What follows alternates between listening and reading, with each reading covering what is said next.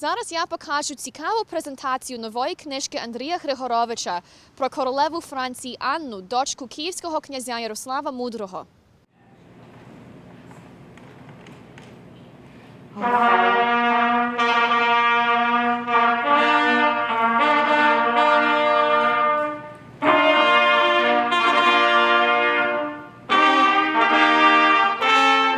Started off with a recreation of the coronation of Anna Yaroslavna when the Ukrainian princess became Queen of France. Anna was born in 1032, daughter of Yaroslav Mudry. She became the French queen before her 20th birthday.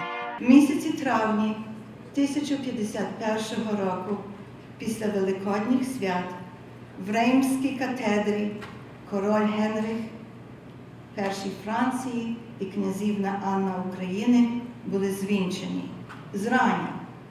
А по обіді вона була коронована як королева La Reine Anne de France. But there have been few details on Anna's life in France. That's why Andrew Grigorovich flew out to London, France and Ukraine to do his own research. The culmination, his new book, Anna Yaroslavna, Queen of France and Princess of Ukraine. Dozens of people recently filled a hall at the University of Toronto for the launch of the book, and Grigorovich shared some of what he has learned about Queen Anne.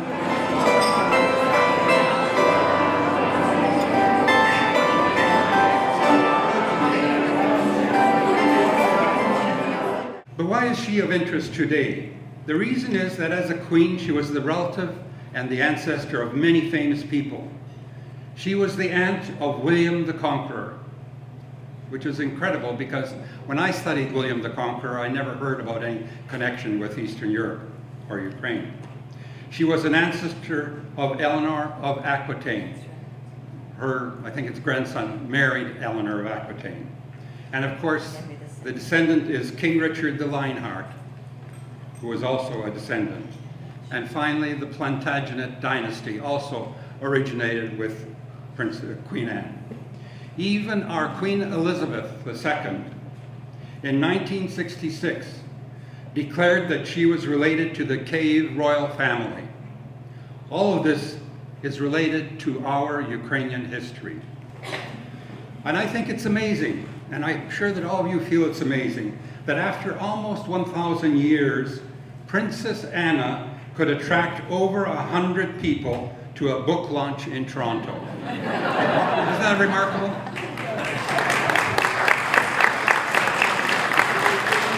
After the event, Kontakt got a chance to speak with Grigorovich about his research.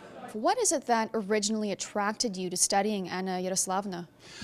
What happened was that in 1969, in November of 1969, my father gave me a newspaper clipping about Anna Yaroslavna, and that really perked my interest in her as a Queen of France.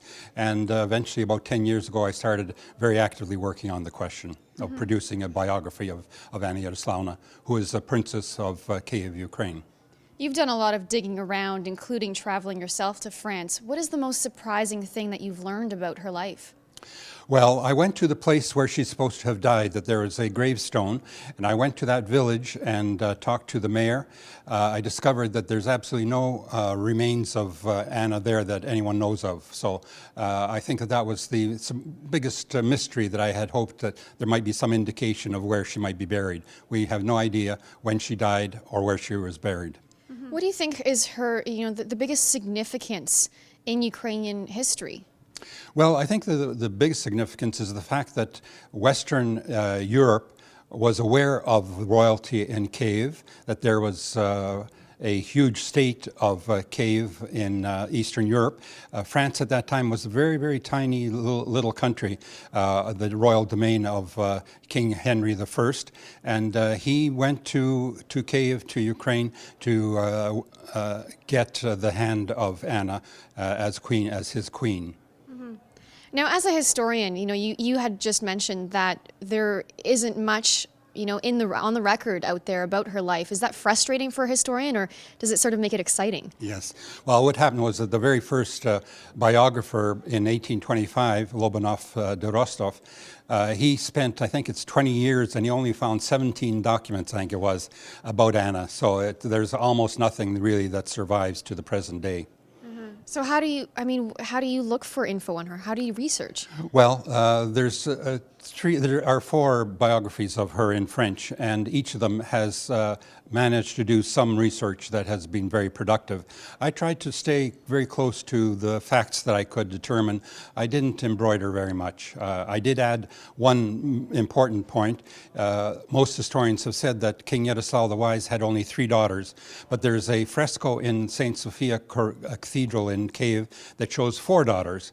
And if there's 4 daughters, why is the historical record inadequate? So I researched the 4th daughter, who I think is Agatha Kiovia, and she became a princess of England and of Scotland through marriage to the Prince Edward of England, Edward the Atheling.